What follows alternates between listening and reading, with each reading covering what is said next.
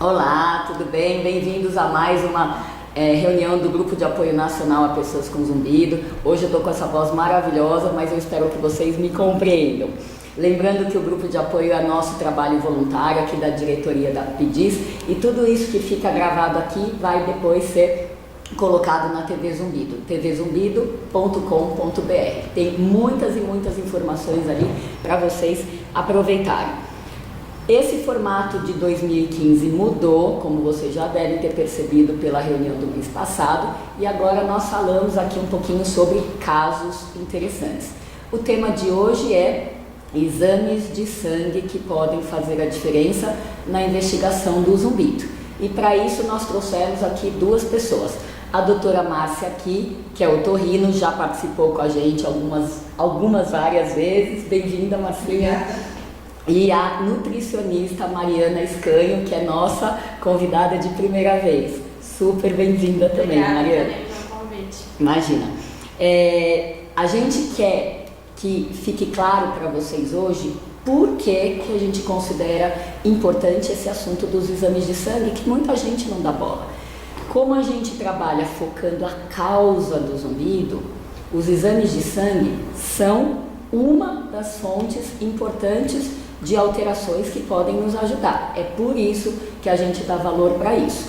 Então, vamos aqui discutir um pouco desse assunto e vocês vão ver aí na tela de vocês todos os exames de sangue que a gente costuma pedir do jeitinho que a gente faz para os pacientes convencionais, tá? Bastante prático aí na vida de todo mundo, que é a questão dos erros de metabolismo dos açúcares. Mariana, independente de pacientes com zumbido, você vê muita gente fazendo no dia a dia erros alimentares em relação aos açúcares, comendo demais, comendo de menos, querendo emagrecer às custas de não comer. Como é que é isso na sua visão geral? Bastante, Dani. Atualmente, acho que as pessoas andam bem preocupadas com a alimentação, mas não sabem muito bem fazer uma compensação no dia a dia, ver o momento certo de consumir o doce. Então, o que eu vejo com frequência, que já virou bastante uma rotina mesmo no consultório, são pacientes que tentam se controlar ao longo do dia todo, almoçam bem, tomam um café da manhã um pouquinho, um lanchinho bem leve, e aí chega à noite com aquela fome, e aí vai muito Faz de um paciente prato assim, né? para paciente, exatamente. As mulheres geralmente têm uma queda maior por doces, então às vezes no caminho de casa já rola um chocolate, para na brigadeiria e come um brigadeiro. Então eu acho que o comum é tentar se controlar muito ao longo do dia e acabar não se controlando no final, compensando com doce ou com algum salgado também gorduroso, algo do tipo. Beleza. Marcinha, o que você acha que essa questão dos açúcares tem a ver com o ouvido? O ouvido, ele é extremamente sensível, né, Tani? A gente tem vários órgãos com muita circulação sanguínea. O ouvido não, é um local especial que tem ali um ramo super fininho de artéria chegando lá, limitando, ou seja, a gente costuma dizer, né, que o ouvido é o único local magro do organismo, porque é um local que não tem reserva, não tem gordura. Então imagine esse local quando deixa de receber glicose, quando deixa de receber oxigênio. Né? Você vai ter alguma coisa, você vai sentir alguma coisa, uma tontura, um zumbido, né? Muitas vezes uma sensação de ouvido tampado. Então, do jeito que você está me explicando, está aparecendo assim, o ouvido como um órgão frágil, é isso? Então, eu vou aproveitar e puxar um exemplo que eu gosto de dar para vários pacientes, né? Que é comparar o ouvido com um carro. Então, ele até pode ser uma Ferrari da vida, algo que é possante em termos de funcionamento. Mas esse carro não tem estoque de combustível, não tem tanque de combustível, ele não tem reserva, né? Então ele gasta o tempo inteiro, ele anda o tempo inteiro, ele não estaciona e desliga, porque 24 horas por dia a gente tá usando o ouvido, mesmo quando a gente está dormindo, e o combustível que ele tem que receber chega por essa única arterinha fininha que é comparável a um fio de cabelo. Então, com isso, a gente vê como um órgão que gasta, porque funciona 24 horas por dia, não tem reserva e o que chega por um túnel minúsculo. Então, nessa ideia, muitas vezes eu explico para as pessoas que o consumo diário e principalmente exagerado de doce pode ser como fornecer um combustível adulterado, que ele precisa de combustível de qualidade, precisa várias vezes ao dia, né? E quando a gente peca muito tempo aí numa dessas formas de alimentar o ouvido, né, é fácil da gente entender que vai comprometer a função. Faz sentido? Total. Que bom, que bom. Então tá bom. Em relação à investigação dos erros de metabolismo, como é que você lida com essa questão dos exames?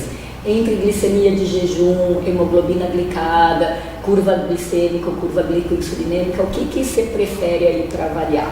Depende do que o paciente coloca pra gente. Então, se ele vem com todo o histórico, a história que a Mariana colocou, é um paciente que abusa de açúcar, abusa de carboidrato, fica muito tempo sem comer nada, tem antecedentes familiares de diabetes, né? Então a gente acaba pedindo aí sim a curva glicêmica. E aí muitas vezes o paciente fala, poxa doutora, mas eu não sou diabético. Isso. Né? E a gente diz, olha, não é para o diabetes que a gente está procurando. Eu sei que você já fez o exame, eu sei que ele está normal, mas eu quero saber insulina. Então a gente acaba pedindo não só a curva glicêmica, mas também a curva insulinêmica. Eu quero saber a insulina. Perfeito. Inclusive, uma coisa que me ajuda quando eu vejo que o paciente assim, mas eu não tenho problema de diabetes, eu não tenho, né? Eu não como muito doce. Então, se a gente pede a curva glicoinsulinêmica e tem alteração de insulina, muitas vezes é mais fácil convencer o paciente de que existe um problema, porque a insulina está alta. A insulina alta, ela pode inibir o funcionamento normal do ouvido. Então, se o paciente aceita bem o da glicose, porque ele come doce, ele é uma formiga assumida, é fácil. Se ele tem um problema, mas ele resiste, a ideia é dar a volta e fazer ele entender o problema de qualquer jeito, por uma porta que esteja mais aberta, né? E tem algum zumbido típico desses erros de metabolismo de carboidrato? Sim, que vem depois de uma ingesta grande. Então eu fui a um casamento, eu fui a um aniversário, abusei de bolos, doces, chocolate, e o zumbido piorou ou a tontura piorou. Isso é um ponto. Outro ponto que a gente tem que olhar é quando o paciente acorda com um zumbido pior. Ele faz um tempo grande, né? Ele fica muito tempo em jejum, quando ele acorda ele acaba dizendo que o zumbido está um pouco pior. Como se fosse uma hipoglicemia noturna, né? Daí ele acorda pior, né? Então esses são, acho que os dois pontos mais... Ok, eu só lembraria o que eu vejo, esses zumbidos eles oscilam muito em um dia só, né? Às vezes está alto, às vezes está baixo, num dia. Então, porque normalmente acompanham essas mudanças que acontecem mesmo na glicose e na insulina. Não só o zumbido, mas a sensação de audição também, né? Isso. Sensação de ouvido cheio. Ouvido tampado, isso mesmo. Muito bom. Isso sim. Ok, você lembra de algum caso que te vem à mente aí, de uma pessoa com erro de metabolismo, zumbido por causa disso? Eu tava lembrando de uma paciente quando você falava, ela dizia assim, doutora, eu quase não como doce, mas eu espero as crianças irem dormir, eu pego a minha caixinha, com aquele biscoitinho todo recheado, né? E vou para debaixo da coberta e como inteirinho todo dia à noite, que é justamente o que a Mariana falou. É isso. Então espera a criançada dormir para não ter que dividir. E aí come na hora da... E eu lembro de uma paciente também que você contou ali do tempo do HC, né, que faz tempo, que era uma que estava de regime, então ela evitava comer. Então ela passava o dia na economia total de comida porque queria emagrecer. Aí à noite era o quê? Um leite condensado, né? Abria a lata e, nossa... Na verdade é um desespero mesmo, né? O organismo, ele, depois de um jejum prolongado, é como se o corpo realmente começasse a pedir a glicose para fazer todas as funções do corpo. Então, a vontade de comer realmente depois de um jejum prolongado ou depois de ficar se privando muito ao longo do dia, vai ser de carboidrato e da forma mais simples possível. Então, bolo, chocolate, que tem aquele índice glicêmico alto, que é o que mais prejudica o zumbido, né? Tudo errado, né? Tudo errado. Tudo errado. Então tem que comer várias vezes Exato. E diminuir esse tipo de alimento. E nós observamos também que quando a gente fez dieta para essa paciente, o zumbido sumiu e a audição também melhorou. Ótimo. Então nós medimos a audição antes e depois. E, surpreendentemente, a audição também tinha melhorado. Então, eu acho que pra gente que está sempre investigando, quando a gente acha o erro de metabolismo, o exame inclusive confirma, pra gente fica essa ideia. Tem o zumbido, tem o erro de metabolismo. Será que o erro é culpado pelo zumbido ou é coincidência? Na minha cabeça, a única coisa lógica pra gente fazer é conserta o erro e ver o que acontece, certo? Sim. Então, melhora, né? Você tem casos que melhoram. Também tenho vários casos que melhoram. Agora, tem horas que o erro de metabolismo existe, mas ele não é o único responsável pelo zumbido. Então, por exemplo, se eu pegar uma senhora de 70 anos que já tem uma perda de audição pela idade e também come doce, eu posso tirar o doce dela temporariamente, consertar essa dieta. Ela pode ter uma melhora parcial, mas o zumbido permanece porque tem outra base, que é a perda de audição da idade, né? Então, isso eu acho que é importante comentar, porque o tratamento, ele é simples nesse começo, né? Orientar. É simples pra gente, né? Às vezes para o paciente é difícil botar em prática, né? Quanto mais formiga ele é, mais ele sente dificuldade, falta, né? Sente a falta. Mas, de qualquer jeito, é bom para as pessoas entenderem que tem casos e casos, né? Porque senão a gente fala aqui ou fala nas entrevistas, daí as pessoas falam assim, não, mas eu faço dieta e não adianta nada. Então, provavelmente, quem faz a dieta direitinho e não melhora nada, o que está por trás, que deve ser entendido com naturalidade, é deve existir outra causa para o zumbido, certo? Então, a dieta, ela é sempre uma tentativa. Pode dar certo, pode dar errado. Mas se não tentar, nunca vai nem dar certo, certo? Sim, combinado? Não é isso? Não. Então, só para ficar bem claro que é uma coisa simples para fazer um passo inicial. Mas a gente nunca está aqui para dizer que dieta conserta todos os tipos de zumbido, certo? E além disso, Tânia, se a gente for pensar que o ouvido está inserido num contexto, se eu melhorar esse contexto, Exatamente. né, a chance do ouvido melhorar também é uma chance muito grande. Com toda E a certeza. gente tem que cuidar. Não, tudo bem, o zumbido não melhorou, mas eu vou evitar ter um problema de diabetes lá na frente. Exatamente. Eu acho Perfeito. que preventivamente Eu acho que é um super investimento, com certeza. Ô Mariana, e se você pega um paciente assim que você orienta, olha, vai precisar tirar doce, independente do zumbido, e eu falo, nossa, mas acho que eu não vou conseguir.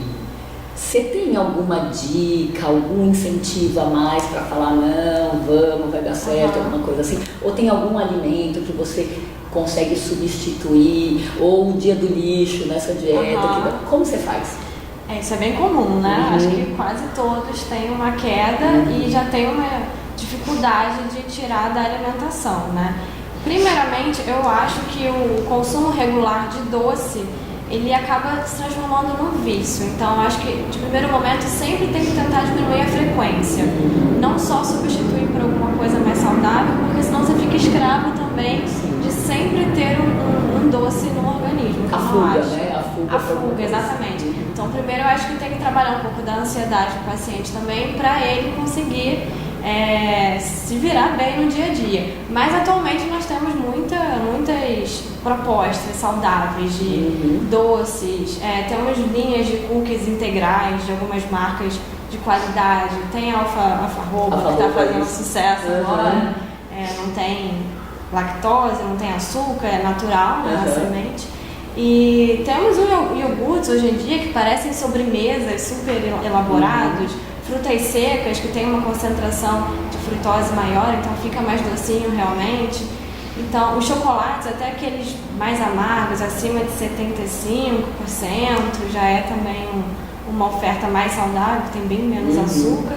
Então, eu acho que vai muito do paladar do paciente, o que ele já gosta, o que ele está disposto também a provar e tentar substituir pelo doce mais açucarado que ele já está acostumado. Perfeito, né? então opção tem, né? Com certeza. A questão é o paciente abrir a mente e se permitir mudar de de time, né? Aham. Porque quando a mente está muito fechada, ele acha que ele não vai conseguir. Exato. Mas a ideia Primeiro tem que abrir a mente. que ele se Eu tenho permita. até um paciente que ele era bem viciado assim, em chocolate e eu dei algumas alternativas para ele e ele descobriu o damasco seco. Ele nunca tinha comido. Ele falou, Mariana, eu tô viciado nisso. Virou assim, virou Saiu minha de chocolate. felicidade. Todo dia à noite ele come um pouquinho. Então eu acho que muitas pessoas também nunca experimentaram muitas coisas, né? Que às vezes você gosta sem nem saber que você gosta. Então, alternativas tem. Beleza. E ainda voltando só para os exames, que eu lembrei agora, quando a gente pede um exame de glicose de jejum, normalmente só para glicose, a gente precisa de 8 horas de jejum. Quando a gente pede hemoglobina glicada ou glicosilada, a gente está vendo o que aconteceu no corpo em até 3 meses antes do dia que você colheu o exame, né? Então dá para a gente ter uma noção de quem está bem naquele dia, porque fez uma dieta linda nos últimos dias antes do exame, mas que na rotina não faz uma dieta tão adequada. Então isso eu acho uma vantagem da hemoglobina glicada também. Ele denuncia. É que nem aquele diabético quando sabe que vai no médico, vai pesar, faz tudo lindo, né? Mas aí o exame consegue lidar. E é importante a gente ter essas dicas, porque a gente vai entender como está funcionando o metabolismo de cada um, tá? Então quando a pessoa precisa corrigir e ela não consegue, paciência, a gente tem que respeitar o limite de cada um. Mas também é importante ficar claro para o paciente que ele pode não estar melhorando, porque não está indo o mais a fundo possível no problema. Não é isso? Muito bom, vamos mudar de assunto então, falar um pouquinho dos erros de metabolismo das gorduras, né? De colesterol e de triglicérides, né? Que avaliam, na verdade, o risco de doença cardiovascular. Marcinha, que colesterol, gordura, triglicérides, o que tem a ver com o ouvido? De novo, aquela arterinha, o diâmetro do fio de cabelo. Imagina o que acontece se eu alterar em alguma coisa ali o fluxo sanguíneo ali naquela única artéria. Com certeza o ouvido vai reclamar. Né? Então, as gorduras também têm uma importância nisso. Eu acabo pedindo para todo mundo os exames, né, de perfil lipídico, porque eu acho que é super importante. Hoje em dia a gente vê cada vez mais até crianças, né, com problemas de lipídios, então eu acho que vale super a pena. Perfeito, então voltando lá no modelinho do carro, né, ele tem que receber toda a energia numa artéria fininha, né? Imagina que esse túnel, vamos dizer assim, esse túnel começou a ficar cheio de lombadas, que são as placas de gordura que vão sendo depositadas ao longo do tempo. Então já é fina, tem lombada, essa passagem do sangue vai ser mais lenta, mais complicada. Então, quanto menos combustível o carro receber, é de se esperar que mais hora, menos hora, ele comece a dar sinal de falta de funcionamento. Marcinha, faz diferença se o colesterol alterado vai na vida do paciente? Sei lá, você que descobriu, porque você foi investigar, né, e achou um colesterol alto, faz diferença se ele já tem 10 anos de colesterol alto, se ele já toma remédio, faz diferença na questão do tratamento do zumbido? Faz diferença também. Quanto mais recente, é mais provável que eu consiga melhorar o zumbido se eu tratar o colesterol. Então, por exemplo, o paciente não tinha nada e de repente apareceu com o colesterol aumentado, investe, vamos tratar no colesterol que provavelmente, né, você vai ter algum resultado. Agora, se eu tenho colesterol alterado, diabetes, há 20 anos, zumbido que apareceu há um mês, acho pouco provável, né, que eu consiga melhorar o zumbido melhorando esse colesterol. Isso, então, porque quanto mais tempo passa com colesterol alto, maior é o estrago, mais lombadas vai fazendo nesse túnel. Então, para reverter isso, fica muito mais difícil, né? Com certeza. Vou aproveitar o gancho que você falou assim, ó, imagina um paciente que chegue para você e fala assim, eu tenho colesterol já há 10 anos alto, o meu zumbido tem 6 meses, então não deve ser disso. Como é que você raciocina? Não deve ser disso, ou pode muito bem ser disso, só que daí vai ser mais difícil de reverter. Você tem alguma coisa esquematizada? Eu penso da segunda forma, assim, se ele já tem há muito tempo o colesterol alterado, imagina as alterações que ele vem fazendo dentro de qualquer artéria, inclusive a do ouvido, né? Então ele tem um problema crônico, ele tem um contexto, um terreno um pouco pior, né? Em pior condição, né? Então você acaba tendo maior chance de ter uma lesão, porém, quando você vai tratar, como tem um tempo razoável, você não consegue tanto resultado assim. Isso não quer dizer que não tenha nada a ver. Claro, claro. É a mesma coisa que eu falo quando alguém me fala, isso não deve ser disso. É o que eu falo, olha, as pessoas infartam no dia do infarto, da dor no peito, depois que o corpo já tentou lidar com o problema várias vezes, porque o corpo tem um baita jogo de cintura. Quando ele não consegue, ele solta o alarme, seja no coração, na cabeça ou no ouvido, né? Então o zumbido 6 meses e o colesterol alto 20, na minha cabeça não isenta a chance do colesterol tá agora lançando um alerta no ouvido. É isso que eu estava querendo dizer, não é isso? Eu costumo dizer para os pacientes até que se eu não cultivar bem, se eu não tiver o terreno fértil, tem a chance até de a gente começar a ter uma perda auditiva, por exemplo. Então, é uma razão maior para você cuidar do açúcar, uma razão maior para você cuidar dos triglicéridos, do colesterol, até para proteger o seu ouvido, cuidar da saúde auditiva. É isso aqui. E só frisando essa mensagem resumida aqui da questão do tempo do colesterol alto. Se eu pego um paciente que tem zumbido há 6 meses e pego um paciente que mediu o colesterol alto a última vez, agora está alto, e na penúltima, um ano atrás, não estava alto, o que eu tenho? Uma alteração precoce de colesterol, uma alteração precoce no ouvido. A chance de ter vínculo é muito maior. E vai tratar o colesterol com mais chance de melhorar o zumbido por tabela, né? E daí, quando a história do colesterol é antigo, a chance de ter vínculo também existe, mas é menos provável que eu consiga melhorar o zumbido só com a melhora do colesterol. É isso, então a gente vai precisar de outros tratamentos complementares. Te vem na cabeça alguém aí com zumbido e colesterol alto que você tenha tratado? É um paciente jovem, nunca tinha tido nada, e aí ele apareceu no periódico com exames super alterados de colesterol e zumbido. Tratou, melhorou. Que bom. Subiu, não percebeu mais. Você costuma ver muita alteração de colesterol? Bastante. E aqui, pessoas mais novas e mais velhas. Hoje em dia, antigamente era algo mais para idoso, né? Até 40, acima de 40 anos. Hoje em dia a gente vê 18 anos, 20 anos já com alguma alteração de colesterol. Então, é uma alteração bem da alimentação, já desde criança que... Então, de vez em quando, a impressão que eu tenho é que quando eu vejo esses pacientes alterados, a maioria de fato gosta de uma picanha, né? Ele tem o hábito propício para isso.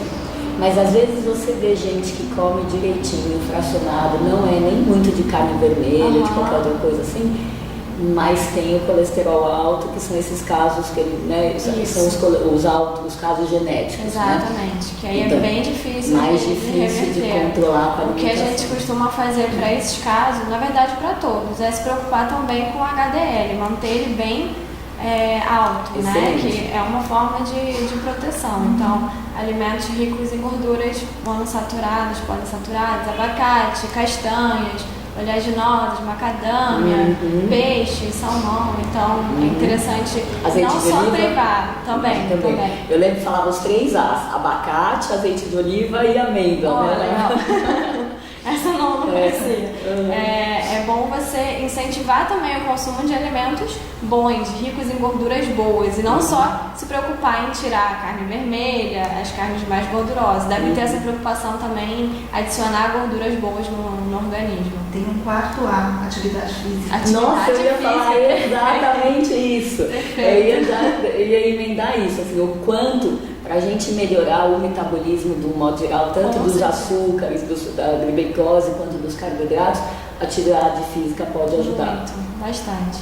Isso em exemplos práticos eu tenho bastantes casos também. Uhum. De começar a fazer atividade física, refazer o exame e dar outro exame. É uma pena que as pessoas falam, eu não tenho tempo. Eu falo, arruma tempo, que é um investimento que vale muito a pena. Para a vida inteira, né? Vale muito a pena, né? É um sacrifício, mas no fim isso melhora o metabolismo, né? É tão produtivo a gente ver isso, que se as pessoas pudessem ver um filminho da vida delas, do jeito que elas estão sedentárias, ver um filminho como elas estariam 6 meses depois, todo mundo ia fazer, certeza, né? Mas enfim. Né? Pele, ouvido, tudo. Com certeza. Humor. E eu lembro de um caso de colesterol alto, que foi um dos primeiros pacientes que a gente tratou lá no HC, e eu não sei se você vai lembrar, porque muitos anos eu deixei ele nas aulas que a gente dava. Era um paciente que a gente fez um atendimento. Na época, eu não sabia quase nada de zumbido. Ele veio com colesterol e triglicérides altos nos exames e tinha uma perdinha assim bem michuruca, mas tinha.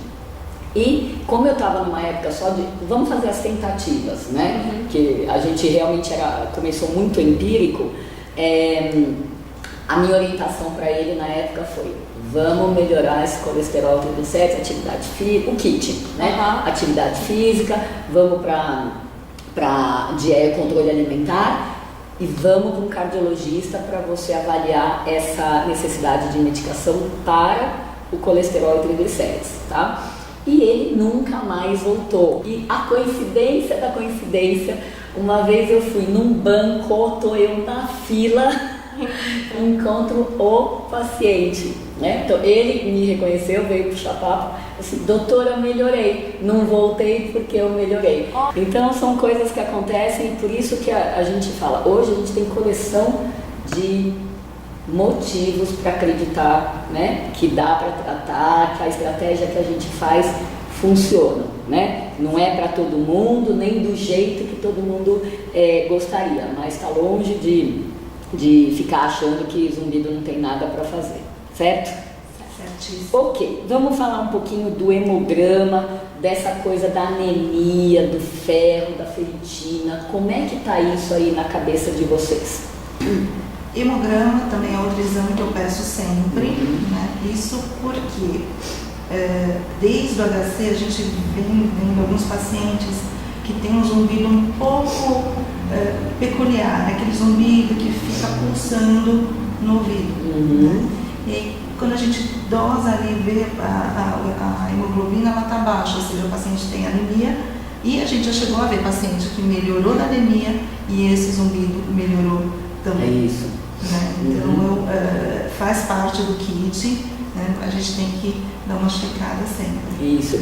E o paciente com anemia, normalmente ele já tem aquele perfil mais cansado, né? Porque a hemoglobina, ela carrega o oxigênio, né? Então ela é o ônibus do oxigênio. Se não chega, né, o passageiro ali, quer dizer, não tem o ônibus para carregar o passageiro, então fica sem o aporte de energia para o corpo inteiro, inclusive para o ouvido, que a gente já falou naquele modelo do carro, que eu vou frisar bastante, não está dando combustível da maneira ideal para ele funcionar às 24 horas do dia.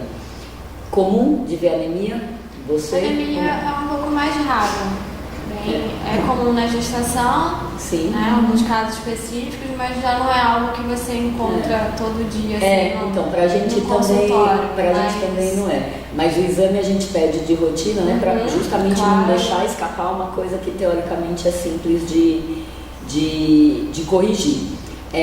Mais recentemente eu comecei a pedir ver essa questão do ferro e da ferritina, porque muita gente que vem com dosagem de ferro e ferritina já de outros médicos está vindo com ferritina baixa, né? Então, por enquanto, a ferritina é que nem a vitamina D, são duas coisas que as pessoas estão tendo diminuição com frequência, então elas trazem já essa informação para a gente e a gente está aqui tentando entender se são coisas que têm a ver uma com a outra ou se são mera coincidência.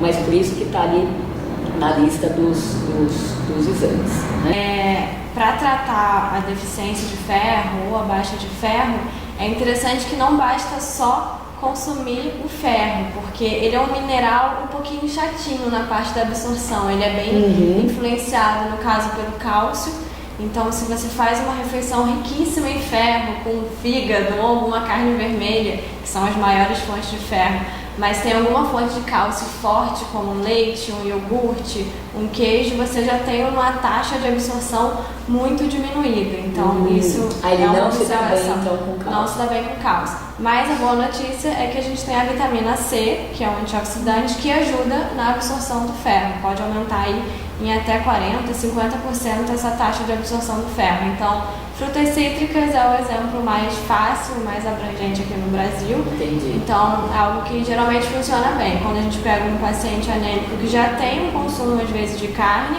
mas às vezes faz algum erro nessa parte da junção alimentar mesmo e tem a taxa de ferro prejudicada. Excelente. Então, o fígado, o que mais? Fígado, as carnes em geral. As carnes, as folhas verdes escuras. Quanto mais escura, maior o teor de ferro. Ok. E o ferro, no caso das folhas, é o ferro não N, que tem a sua taxa de absorção ainda menor. Então, para ele ser bem aproveitado, aí que a vitamina C tem que entrar em conjunto. Então, vegetarianos, vitamina C tem que entrar na refeição. Suco de laranja é legal. Exatamente, com limão, que é um combo, a gente na nutrição a gente brinca, que é um combo perfeito para absorção do ferro. Muito bacana. Que é bater a laranja com a couve ou com alguma outra folha verde. Muito bom, muito bom. Um monte de dica prática. Então, falando um pouquinho da tireoide, Marcinha, o que você vê aí no seu dia a dia? O que a tireoide tem a ver com o ouvido? A tireoide, os hormônios tireoidianos são importantes porque eles dão o ritmo de funcionamento do organismo, inclusive do ouvido. Né? Então, imagina o ouvido sensível, um órgão ali, né, como a gente já vem colocando desde o início. Se eu tenho alteração nos hormônios tireoidianos, tem a chance da gente conseguir melhorar o zumbido também se eu corrigir esses hormônios, né? Então a gente acaba pedindo para o endócrino dar uma olhada toda vez que eles vêm um pouco alterados, assim. E o que é bacana de entender é que quando o nenê está se formando lá na barriga da mãe, na embriogênese, já você consegue ver que o ouvido em formação, ele tem receptor para o hormônio da tireoide na própria formação, quer dizer, então desde quando a gente não tem, né, noção, já pode existir uma certa influência. Tem um monte de gente que tem hipo ou hipertireoidismo e não tem zumbido, assim como tem um monte de gente com zumbido que a tireoide está ótima, mas naquele grupo onde tem o hipo ou hiper e o zumbido, é naquele grupo que a gente tem que ver se não tem peso, né? Não tem responsabilidade no aparecimento do zumbido. Então, uma vez que ele está diagnosticado, a ideia é tentar tratar e ver o que acontece no ouvido. Algum casinho em particular que você lembre? Eu lembro do caso seu, o paciente já tinha perda auditiva dos dois lados, é uma perda importante até, e aí quando foi dosado o hormônio tireoidiano, ele veio alterado, né? Então, bem alterado, né? Tava um número importante, e aí com o tratamento a coisa melhorou mesmo com a perda auditiva já instalada. Isso, esse é o que foi para o endócrino e fez o teste com o aparelho de audição. Ele melhorou, depois de 14 meses sumiu o zumbido, não foi esse da aula. Então, eu lembro também de uma outra paciente que foi a único achado, foi o hipotireoidismo. Ela já estava acompanhando com o endócrino, e daí quando ela voltou, ela falou assim, ficou na minha cabeça porque era tudo 3, ela falou assim, ela voltou com 3 meses de tratamento do hipotireoidismo, então ela falou assim, doutora, nesse período eu fiquei 3 vezes sem zumbido. Ah, que bacana, quanto tempo cada vez? 3 dias, então ficou 3 vezes por 3 dias cada vez, em 3 meses de tratamento, só com o hormônio tireoidiano. Então, não fiz nenhuma abordagem para o zumbido. Então, ela ficou com essa influência. Agora, tem vários outros que a gente trata, o endócrino trata, não melhora o zumbido, e daí a gente tem que complementar com tratamento específico. Então, a ideia para passar para quem está assistindo é sempre que existem várias formas de chegar lá. Quanto mais a gente conserta ou tenta consertar a base, né, melhor para todo mundo. Aparando as arestas, né, Tani? Com Se tiver certeza. uma aparando que você conseguir consertar, Com a certeza. gente tenta consertar. Porque senão o tratamento do zumbido vira tampar o sol com a peneira, Sim. né? Quer dizer, você tem uma fonte causando, não controla essa fonte, ou porque não fez o diagnóstico direito, ou porque fez, mas não está com vontade de consertar a base, não está motivado para fazer essas mudanças, e daí, né, quer que o zumbido desapareça com outra forma de tratamento. Então, tudo é questão de entender esse contexto para que as pessoas tenham uma expectativa mais real, eu acho. Sim. E vamos falar um pouquinho de zinco e magnésio, né, que são oligoelementos, quer dizer, elementos que são presentes em muito pequena dose no nosso corpo, porém são importantes para várias funções aí, várias partes do corpo. Quer falar um pouquinho, Marcela? Zinco, importante no organismo, a gente dosa sempre, mas confesso que não é sempre que a gente encontra alteração. Aliás, é bem raro a gente encontrar hoje em dia alteração. Porém, ainda assim, eu passo o zinco para alguns pacientes, né, que são os pacientes que fizeram cirurgia bariátrica, por exemplo, os vegetarianos que não têm a fonte de zinco, pacientes que não conseguem mastigar, que não conseguem comer carne direito, né? Então a população com mais de 60, 70 anos, acho que vale a pena a gente investir no zinco. Então, eu concordo, a gente pede, porque quando ele está alterado, é mais certeza de um problema, mas dificilmente ele está alterado, né? Porque o zinco trabalha dentro da célula e não no sangue. Mariana, você costuma ver paciente ou com alteração de zinco, ou que é encaminhado por causa disso? Bem raro. Ok. E magnésio, alguma coisa mais comum aí na sua prática, ou também não vem muito, né? Mais raro ainda, né? Mais raro ainda. O magnésio, a relação com o zumbido, na minha cabeça ainda está um pouco nebulosa, mas de qualquer jeito a gente vê, né, pelos relatos de alguns pacientes que como tem uma moda de internet aí do tal do cloreto de magnésio, no pozinho que dissolve na água, deixa na geladeira, que é bom para alterações ósseas, né, joelho, quadril, etc. E é barato, não sei o que, o tipo de coisa que fica viral na internet. Alguns pacientes meus, quando eles vêm a primeira vez, eles já contam que eles resolveram tentar por conta própria para o ouvido. Sim. Tá? Como hoje eu não tenho preconceito com nada, eu ouço todas as histórias, né? E só fico reunindo ali as informações. Então, o que acontece? Tem gente que melhora de zumbido. Eu ainda não entendi por quê. Tanto que quando eu vi essa indicação que ele era bom para melhorar a parte óssea, né? Inclusive com casos de pessoas que tinham limitação para andar e começaram a melhorar. Então, para quem a gente gostaria de fazer indicação de atividade física e não consegue, porque sente dor aqui, né? Então, essas pessoas começaram a melhorar da parte óssea. Eu pensei em usar em autoesclerose. Cheguei a usar em 3 pacientes, né? Um melhorou, 2 não. Então, enfim, não sei o quanto isso pode ou não fazer diferença, mas é algo que está aqui em pesquisa para a gente avaliar para o futuro. Meninas, vamos pensar um pouquinho na questão de intolerância à lactose, intolerância a glúten. Essas coisas acontecem ou são invenção? Como é que você vê isso? Logo pra mim? Claro, você tem um super conteúdo. Olha, eu brinco, falo bem seriamente que até hoje eu atendi 2 pessoas intolerantes ao glúten e 1 pessoa intolerante à lactose. A gente tem pessoas que acham que são, que fizeram um teste X e deu não sei o quê, e por conta própria tiram da alimentação. Algumas sentem diferenças, outras, na minha opinião, acham que sentem diferença e se tornam intolerantes, né? Porque a partir do momento que você para de oferecer, no exemplo, a lactose para o organismo, o seu corpo não vai gerar a enzima lactase, que é a que faz a digestão.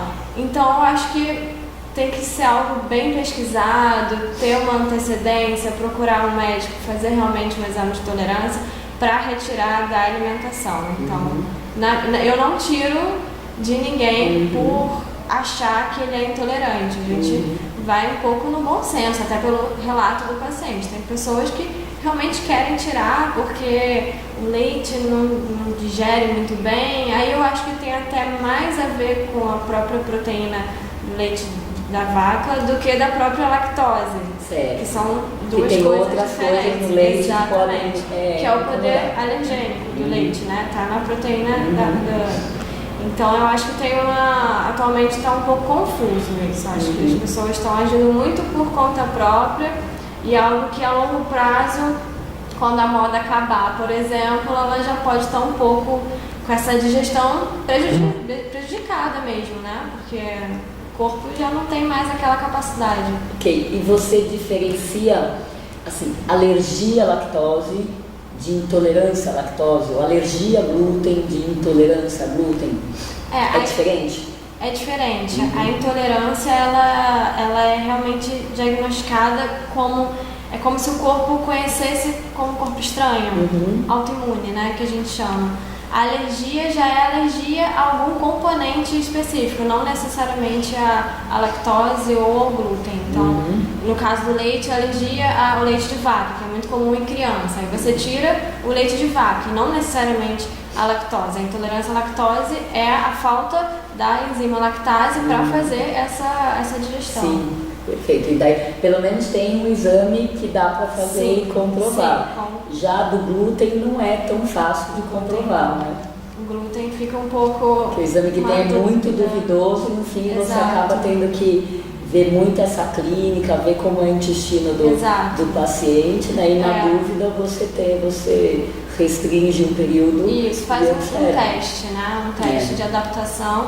O glúten está muito relacionado à saúde do intestino, então o funcionamento dele vai dar resultados ou não, e aí você tira ou não, né? Depende do caso do paciente. Marcinha, você costuma ver essas coisas no dia a dia? Muito. Eu vejo mais gente fazendo a dieta. Isso. Então tiro o glúten, tiro o leite, do que comprovação. Né? Eu tive um caso de alergia, não era intolerância, mas era alergia a uma das proteínas do leite, não era lactose, não era alergia à lactose, e ela tinha um quadro que era doença de Meniere. Você lembra desse caso, né? Eu acho. Ela tinha, toda vez que ela comia um requeijão, comia um queijo, ela tinha um mal-estar, né? E aí começava zumbido, começava tontura, o ouvido entupia. E ela foi avaliada por um grupo de alergistas e se comprovou. Aí então fez a privação e depois houve uma comprovação mesmo. Essa foi a única. Excelente. Eu lembrei de um caso que ficou na minha cabeça e eu estou muito mais alerta por causa dela. Eu atendi essa menina 10 anos atrás, primeira vez, estava no começo, zumbido com vertigem, né? E eu fiz a minha investigação, eu não achei grandes coisas. E conversei com ela, tratei, e no período, né? Ela ficou 10 anos sem voltar. No período, ela foi diagnosticada como celíaca, né? Então, realmente alergia ao glúten. E ela falou assim, eu passei os 10 anos mais saudáveis da minha vida. Por causa do glúten, eu não podia comer isso, andei na linha, atividade física, tal. Tanto é que eu achei que eu estava curada, foi a frase dela. Então, quando ela veio, ela voltou no ano passado, depois de 10 anos de intervalo, ela voltou numa segunda-feira. Por quê? Por achar que ela estava curada, ela foi para a praia com os amigos, tomou cerveja, comeu coxinha. Ai, meu Deus. Zumbido no sábado, zumbido e vertigem no domingo. Quer dizer, ficou 10 anos andando na linha, uma escorregada, zumbido e vertigem, na segunda-feira ela estava aqui. Né? Eu falei, meu Deus, como não é de fato o meu dia a dia, fiquei muito, me chamou muito a atenção, né? Então hoje, uma coisa que quando eu vejo que a pessoa fala, ó, meu intestino não é bom, tal coisa, eu acho que eu pioro quando eu como não sei o quê, e já vou dar uma checadinha mais no intestino, que antes eu não fazia isso, para ver se de fato ela pode estar tendo alguma alergia ou intolerância. Exato. Porque o que a gente está vendo aqui? O resumo da ópera é que a gente está discutindo coisas do sistema digestivo que a gente está fazendo de fato pela alimentação e que estão dando sintoma longe do sistema digestivo, tá? O resumo é esse. Então, de fato, pode ser que tenha alguma coisa ainda que a gente não tenha entendido e está sendo responsável por alguns dos zumbidos. E eu acho que eu ficaria alerta nos casos, independente dos exames de sangue, eu ficaria alerta para esse sobe e desce de volume de zumbido, como se estivesse reagindo a alguma coisa que a gente não consegue, o paciente não consegue decifrar o que é.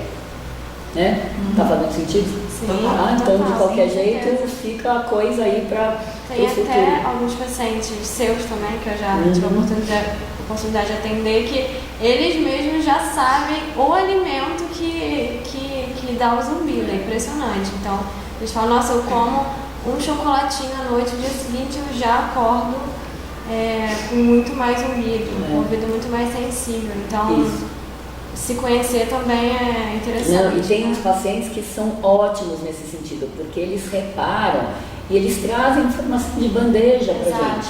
É só ligar os pontinhos e fala, putz, é isso, né?